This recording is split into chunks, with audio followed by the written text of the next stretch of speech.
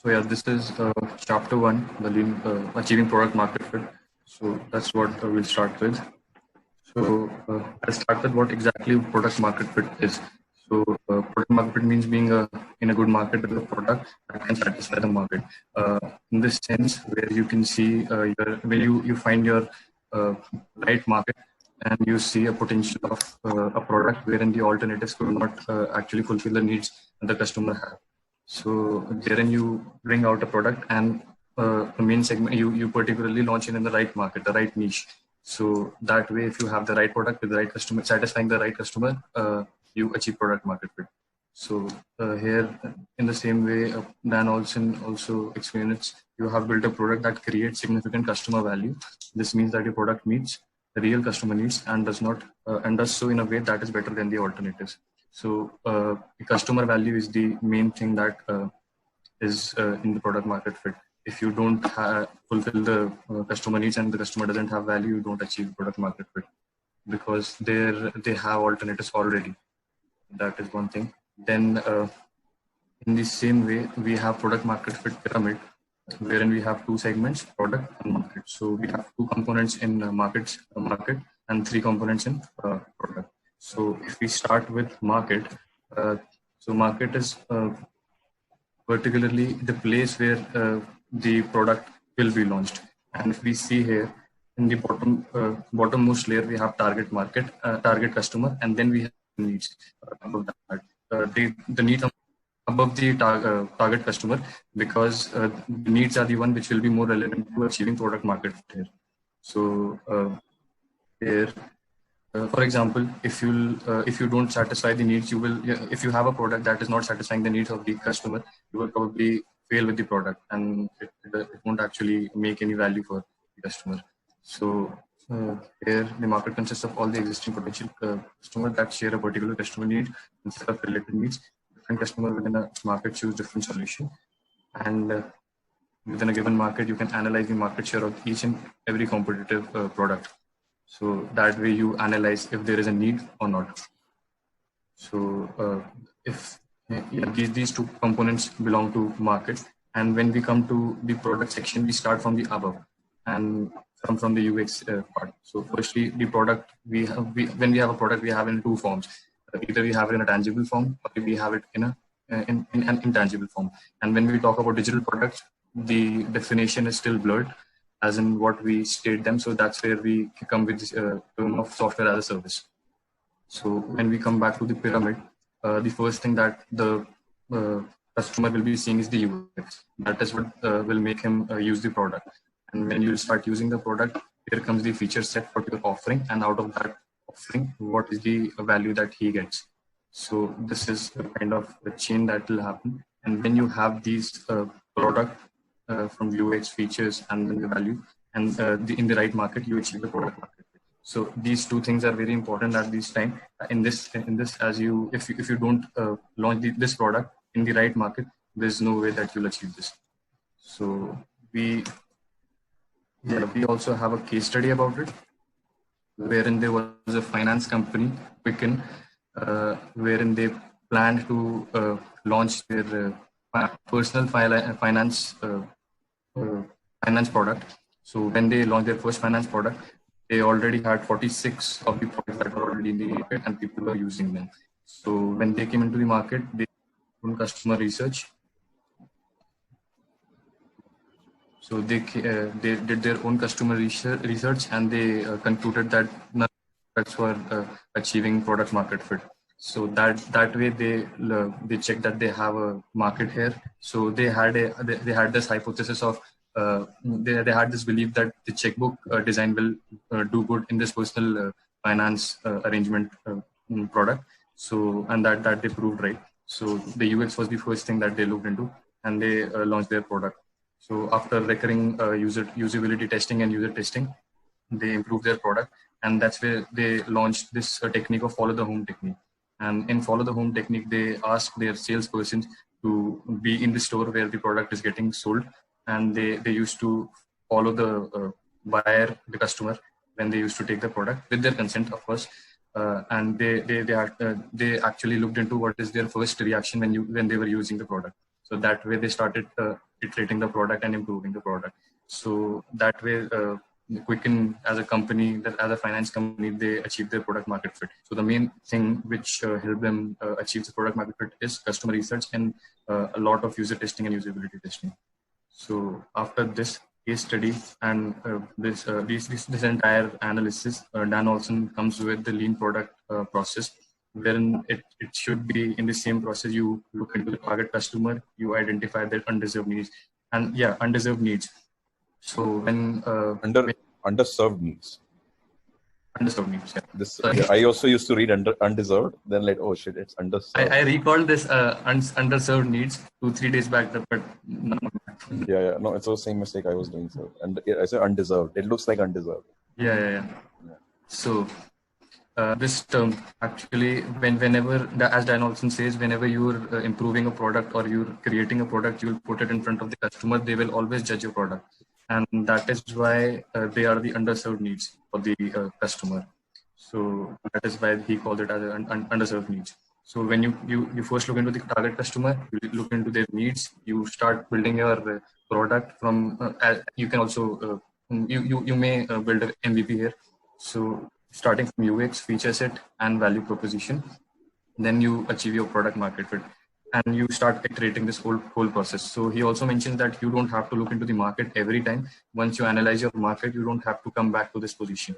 You can start with this process till the time you are very much sure that you are into the right market. So once you have this analyzed, you don't have to look into this for a couple of months. So that's how the lean product process waves from here. And this is the same pyramid that's shown here. So this product market fit chapter was all about this, and this is the first one. From the second one, I think Pavel is going to continue. Just one quick question. So, what according to you is underserved needs? What do you understood by underserved need? What does it mean? Sir, when the product is presented in front of the customer, they either judge it or they always have improvements about them. So it is dependent about the competitive landscape. So that's where the vision, strategy, the core values come in. So this is why he calls them as underserved needs, because do you have a product here? That is the question. Here, no. Okay, so what do you have here? We are just analyzing the potential market here at this time, because we are looking into the segment which is not getting fulfilled by the alternative that they already have right now. So that is why when we analyze and we see that even if the product comes in, it is already going to get judged at this time.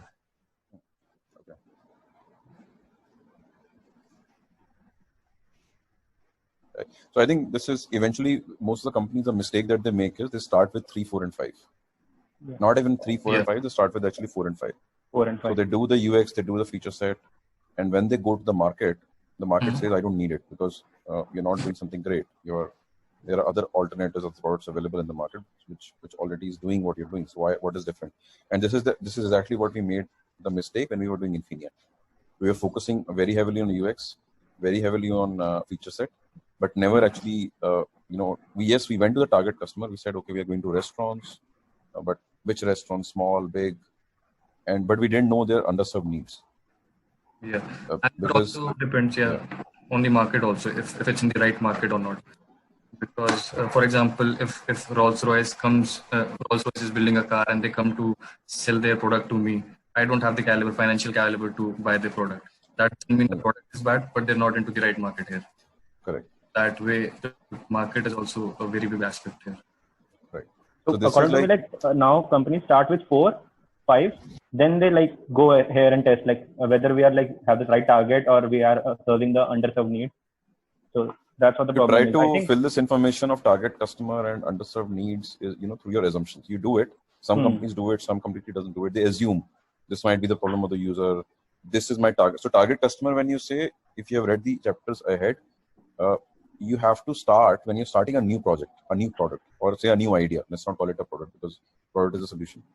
So you have to, go with like very niche market, like, keep on, like, for example, even in restaurants, you're saying, okay, am I going to dine in restaurants?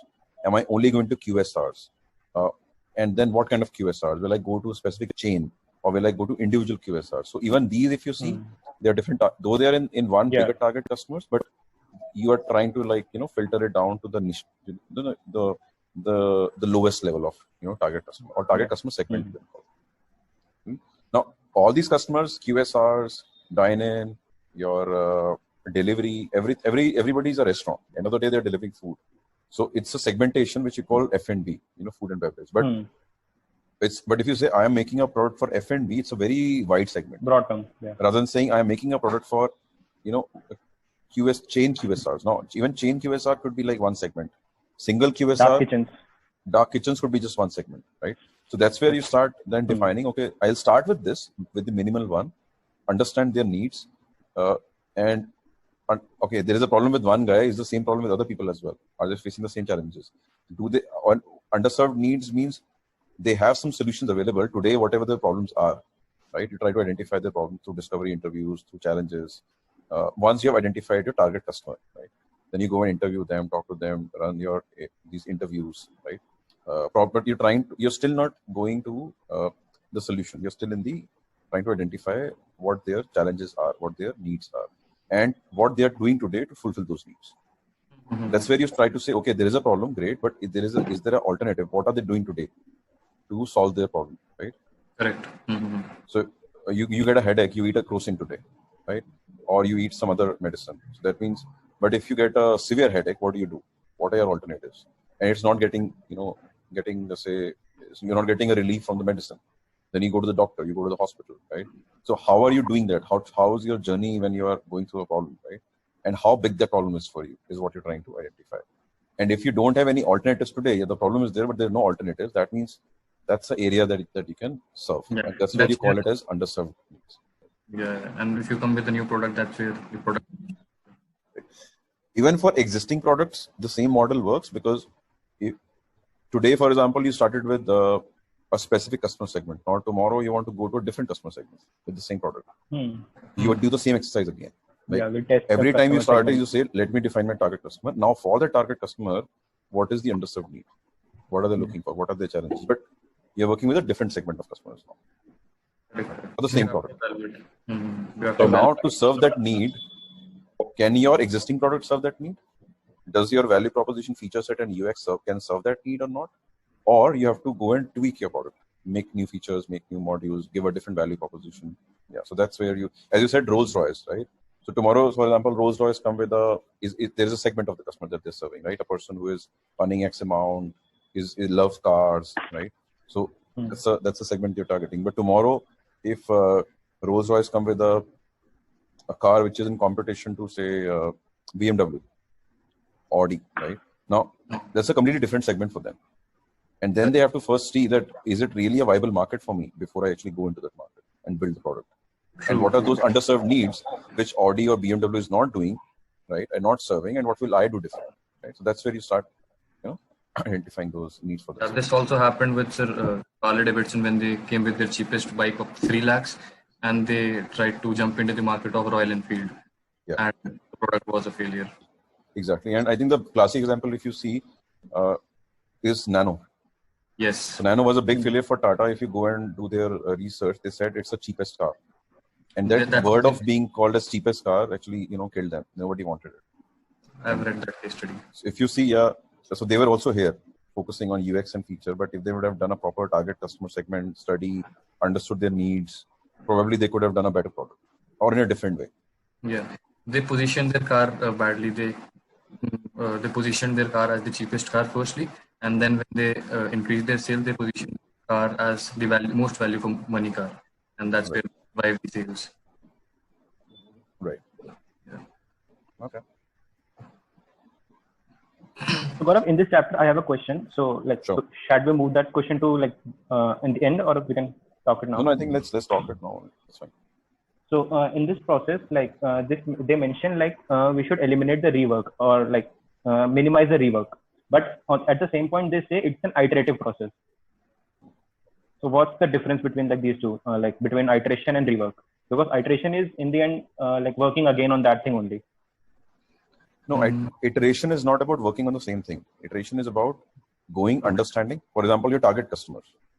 You went to you started with, okay, I'll make a product for F&B. You went there.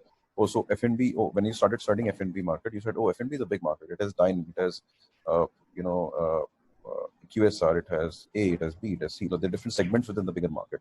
So you're trying to now iterate your process. That I started with this, but now I'll do this. You again go there, you say, this is not what I want to target. This is what I want to target. So you're kind of iterating the whole thing till you find that, this is the right market and these are the problems in the market. So iterative process means you're measuring, you're learning, and you're enhancing or pivoting or changing or just killing it. Like, for example, you realized very early in the stage of, you had a assumption that when I make this product, it will be like.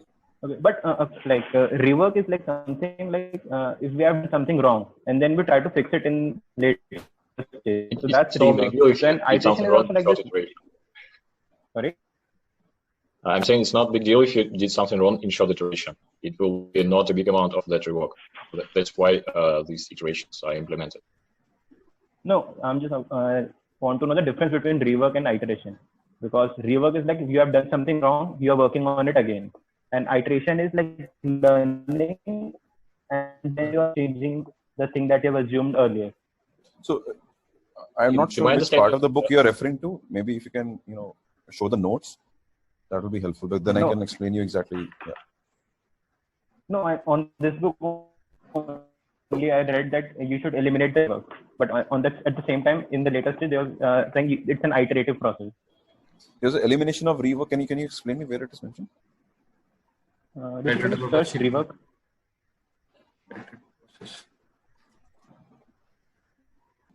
Yeah.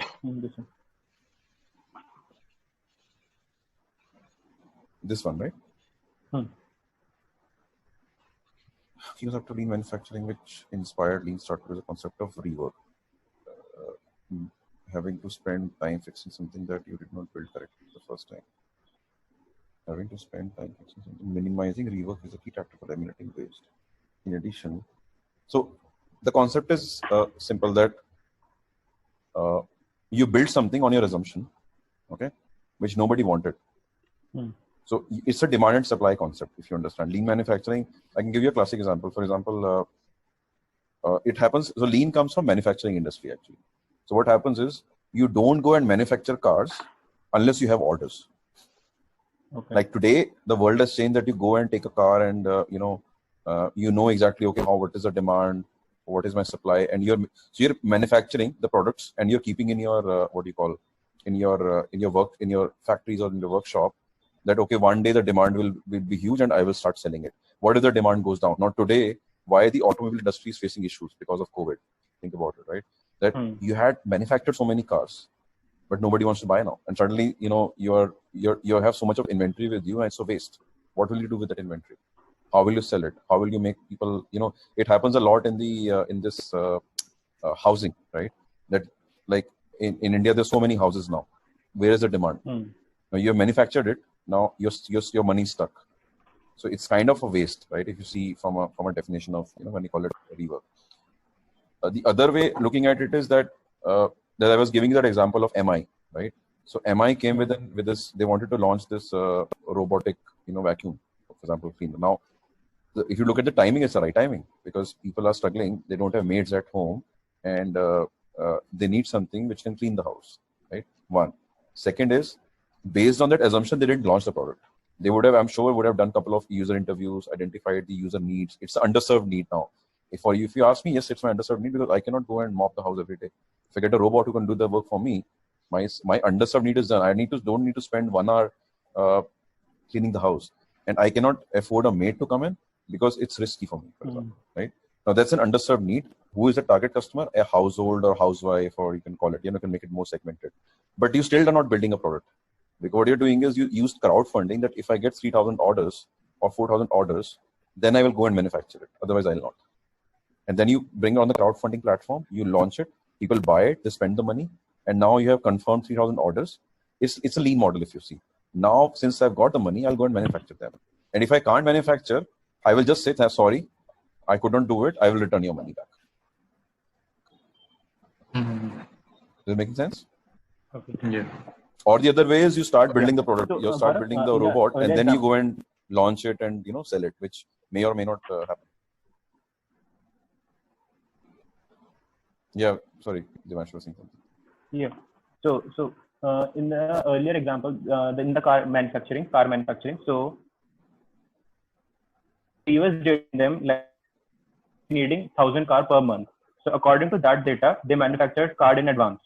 Like they'll be needing 1,000 cars per month. So to not like the customers don't go like empty-handed. So they manufacture cars like prior to the demand comes. So that's basically on I have. So I don't think this thing isn't this is the COVID situation only. But if it's a new product, then I think it should be based on like the demand that we have. Then we manufacture the stuff for new product. But if the product is existing, then I think if you're coming with a new car, or of course you have found your market fit, or it can actually fit anywhere. For example, a lot of times what happens is you go for spare parts. Right? And this is a quite old example, like when Ford actually brought the lean manufacturing concept in the market, for example, you have to change a bumper. Your bumper is not immediately available. They will say, okay, you place the order, and then I will get it I will get it. Like Dell is a very classic example. Dell actually did a lean manufacturing, right? That I will manufacture your laptop when you place an order on me. You have the customization option there. Exactly. So you have a customization option. They do build to ready. It's not that it's readily available in the market and you just buy it. You go on their website, you place an order, and then they say, okay, I'll deliver in 10 days or 15 days. So that's a very classic example. Even if it's an existing product, they don't manufacture it. They don't keep it with them. And they will never face the situation for any reason. If there's a crisis, the order goes down, your cost goes down, because you're only manufacturing when you get an order. Otherwise, you're not. So you're minimizing your rework again and again. Imagine that.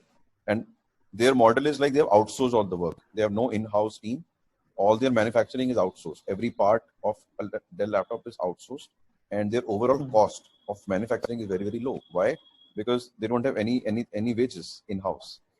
Everything is like every small part is outsourced. You place an order, there's an automated system behind that. When your order comes in, it flows back into the systems, and every part is manufactured based on your actual need.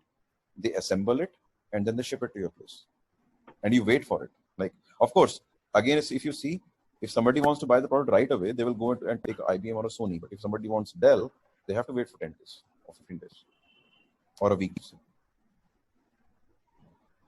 Okay. Does it answer your question? Yeah. Okay.